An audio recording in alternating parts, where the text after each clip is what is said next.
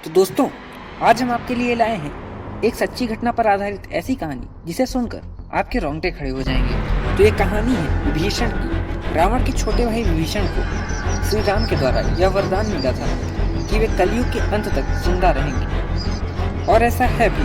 आज वो जिंदा हैं और उनके दिव्य रूप के कारण उन्हें कोई देख नहीं सकता। तो हम आपको बता देते हैं कि श्री रामचंद्र जी ने विभीषण को चिरंजीवी होने का वरदान क्यों दिया था। रावण का वध करने में विभीषण का बहुत बड़ा सहयोग रहा है। अगर विभीषण न होते तो रावण का वध करना काफी मुश्किल था। और यदि आपने रामायण देखी हो तो जो एकमात्र राक्षसी सीता माँ की मदद करती थी वह कोई और नहीं बल्कि विभीषण की ही पुत्री थी। इसी वजह से उसके अंदर भी श्री रामचंद्र जी के लिए उतनी ही इज्जत थी जितना विभीषण श्री रामचंद्र जी की करते थे। और श्री रामचंद्र जी का यह स्वभाव था कि वे अपने भक्तों को कभी दुख में नहीं देख सकते थे, कभी निराश नहीं करते थे।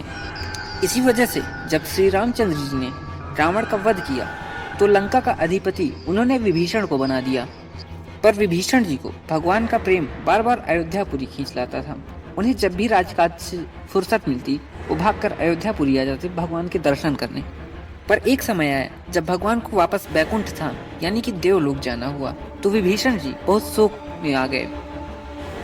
तो जब यह बात श्री रामचंद्र जी को पता चली कि विभीषण मेरे जाने की वजह से बहुत ज्यादा दुखी हैं, तो उन्होंने विभीषण से कहा कि जब तक यह समय चक्र चल रहा है तब तक तुम जिंदा रहोगे, यानी कि कलयुग के अंत तक तुम जिंदा रहोगे। और मेरा ही दूसरा रूप भगवान कल्कि का जब अवतार होगा तो तुम उनकी भी मदद वैसे ही करोगे जैसे तुमने मेरी मदद की थी रावण को मारने के लिए। यह बात सुनते ही विभीषण को बहुत खुशी हुई। पर विभीषण जी ने कहा कि मैं भगवान कल्कि का इंतजार तो कर लूंगा, पर इस इंतजार की घड़ी में मुझे आपके आशीर्वाद की जरूरत रहेगी। आप कोई ऐसा उपाय करिए जिससे मैं आपके दर्शन पाता रहूं। भगवान श्री रामचंद्र ने कहा ठीक है, मैं इसका उपाय तुम्हें बताता हूँ, पर तुम वहीं रहना जहाँ तुम रहते हो, यानी कि श्रीलंका में। और जब भी तुम्हारा मन मुझसे मिलने का करे तुम वापस भारत आ जाया करना। और विभीषण ने भगवान की यह बात मान ली। तब भगवान श्री रामचंद्र ने कहा एक विशाल समुद्र है, आने वाले समय में वहां मेरा एक मंदिर बनेगा। श्री जगन्नाथ के रूप में मैं हमेशा उस मंदिर में विराजमान रहूंगा। जब भी तुम्हारा मन मुझसे मिलने का किया करे तुम श्री जगन्नाथ मंदिर आ जाया करना। तो धीमे धीमे समय का चक्र चला और भगवान श्री रामचंद्र जी बैकुंठ की ओर प्रस्थान कर गए। पर विभीषण जी और हनुमान जी इस दुनिया में ही हैं। भगवान के बैकुंठ प्रस्थान के कुछ समय बाद जगन्नाथपुरी नाम का एक बहुत भव्य मंदिर का निर्माण कराया गया। और आप में से बहुत से लोग को ये पता होगा कि भगवान जगन्नाथ की पूजा सबसे पहले कोई व्यक्ति नहीं बल्कि सबसे पहले खुद स्वयं विभीषण जी आकर करते हैं, और यह उनका रोज का नियम है। पर कोई भी व्यक्ति आज तक उन्हें देख नहीं पाया है, क्योंकि मंदिर के द्वार खोलने से पहले ही विभीषण आते हैं और भगवान की पूजा कर कर चले जाते हैं।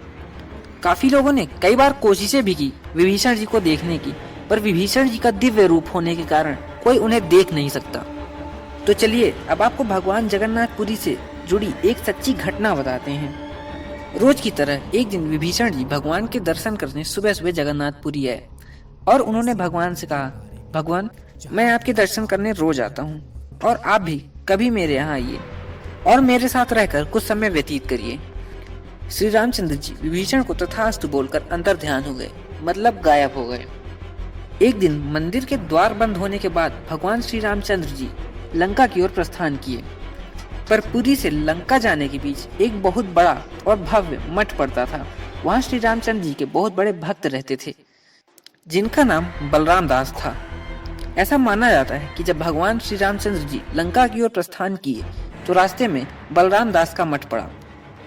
और भगवान को पता था कि इस मठ में बलराम दास नाम का एक व्यक्ति रहता है जो कि मेरा बहुत बड़ा भक्त है। तो भगवान ने सोचा क्यों न पहले बलराम दास को दर्शन दिए जाए। तो भगवान बलराम दास को दर्शन देने के लिए उसके मठ पर जा पहुंचे। भगवान को आया देखकर बलराम दास की खुशी का ठिकाना न रहा। बलराम दास का हाल ठीक वैसे ही हुआ था जैसे माता सबरी का हो गया था। बलराम दास की खुशी संभाले नहीं संभल रही थी और बलराम दास ने भगवान को दंडवत प्रणाम किया। और भगवान से बातें करते करते बलराम दास को पता चला कि भगवान विभीषण जी को दर्शन देने के लिए लंका जा रहे हैं। तो बलराम दास ने भगवान से कहा कि मुझे भी आप यह आज्ञा दीजिए कि मैं भी आपके साथ लंका चल सकूं। इसी बहाने आपके साथ थोड़ा और समय व्यतीत कर सकूंगा। बलराम दास का इतना प्रेम देखकर भगवान भी खुशी खुशी राजी हो गए। फिर भगवान ने बलराम दास को एक सोने का मटका दिया। उस मटके की आकृति बिल्कुल अलग सी थी। उसका मुंह बहुत ही पतला और सकरा था। भगवान ने बलराम दास से कहा, तुम इसे अपने पास संभाल कर रखना। जब तक लंका जाकर वहां से वापस नहीं आ जाते तब तक तुम इसे अपने पास ही रखना। मैं पूरी सही से लाया हूँ और अब इसे संभालने की जिम्मेदारी तुम्हारी है। बलराम दास बहुत खुश हुआ। उसे लगा कि भगवान को मुझ पर बहुत ज्यादा भरोसा है। और फिर दोनों लोगों ने अपने कदम लंका की ओर बढ़ाए। थोड़े ही समय बाद दोनों लंका पहुंच गए। विभीषण ने जब भगवान को लंका में आया देखा तो वे बहुत खुश हुए और बड़ी ही भव्यता से भगवान का स्वागत लंका में किया। विभीषण जी 2 मालाएं तैयार की, जिसमें से एक माला तो मोतियों की थी पर दूसरी माला काले चमेली की थी। आज के समय में काला चमेली का फूल बहुत ही मुश्किल से मिलता है, या फिर यूं कह लें कि काला चमेली का फूल अब मिलता ही नहीं है। और उन्होंने उन दोनों मालाओं को भगवान के गले में डाल दिया। भगवान बहुत खुश हुए और विभीषण को और लंका भूमि को आशीर्वाद दी और फिर वापस से अपने धाम आने के लिए निकले। वह अपने धाम पहुंचने ही वाले थे कि तब तक बलराम दास का आश्रम पड़ गया। भगवान ने बलराम दास से कहा कि तुम जाकर सो जाओ, काफी दूर से यात्रा करके आए हो, थक गए होगे। बलराम दास ने ठीक वैसा ही किया। बलराम दास गए और सो गए। और भगवान भी मंदिर का द्वार खुलने से पहले जगन्नाथपुरी में मूर्ति के रूप में स्थापित हो गए। पर बलराम दास भगवान को वह सोने का मटका देना भूल गए थे जो भगवान ने बलराम दास को दिया था। सुबह जब मंदिर का द्वार पुजारी ने खोला तो यह होड़ मच गई कि भगवान का मटका चोरी हो गया है। और उस समय पुरी के राजा प्रताप रुद्र देव हुआ करते थे। और जब बलराम दास की सुबह नींद खुली तो उन्होंने देखा कि भगवान का दिया हुआ मटका तो मेरे पास ही रह गया है। तब तक यह होड़ बहुत तेज उठ चुकी थी कि भगवान का मटका चोरी हो गया है। और धीमे धीमे यह बात बलराम दास के कानों तक पहुंची। बलराम दास डर गए कि अब मेरे ऊपर चोरी का लांछन लगाया जाएगा। बलराम दास दौड़े दौड़े प्रताप रुद्रदेव के पास गए और उन्होंने सारा हाल कह सुनाया। पर प्रताप रुद्रदेव जो कि वहां के राजा थे, यह बात मानने से साफ साफ इनकार कर रहे थे। थोड़ी देर बाद बलराम दास को याद आया कि अभी भी वह माला जो मोतियों की थी और जो चमेली के फूल की थी वह भगवान के गले में पड़ी होगी। तो बलराम दास ने प्रताप रुद्रदेव से कहा कि आप जाइए और भगवान के गले में देखिए, अब भी वह माला पड़ी होगी। रुद्रदेव ने भी ठीक वैसा ही किया। वो गए और उन्होंने देखा कि ऐसा सच में था। काले चमेली की फूलों की माला अब भी भगवान के गले में पड़ी और भगवान के गले में मोतियों की माला भी थी। यह सब देखकर रुद्रदेव एकदम आश्चर्यचकित रह गए और उन्होंने बलराम दास से माफी मांगी। उन्हें इस बात का बहुत ज्यादा अफसोस हुआ कि मैंने भगवान के इतने बड़े भक्त पर चोरी का लांछन लगाया। रुद्रदेव ने अपना अफसोस जाहिर करते हुए माफी मांगी। बलराम दास ने भी उन्हें खुशी खुशी माफ कर दिया। और आज भी इस घोर कलयुग में विभीषण जी भगवान जगन्नाथ के दर्शन करने आते हैं। इसीलिए जब भी भगवान जगन्नाथ की रथ यात्रा निकलती है, वह रथ यात्रा कुछ समय के लिए स्तंभ के पास रोक दी जाती है, क्योंकि ऐसा माना जाता है कि विभीषण जी आकर पहले भगवान की पूजा करेंगे, उसके बाद ही रथ यात्रा को आगे बढ़ाया जाएगा।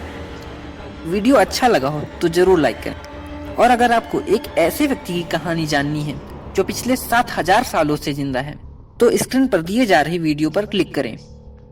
वह कहानी आपको रोमांचित करके रख देगी और सोचने पर मजबूर कर देगी कि क्या सच में ऐसा हो सकता है। और यह मेरा दावा है कि आपको उस कहानी में बहुत आनंद आएगा। वो भी एक सच्ची घटना पर आधारित कहानी है। धन्यवाद।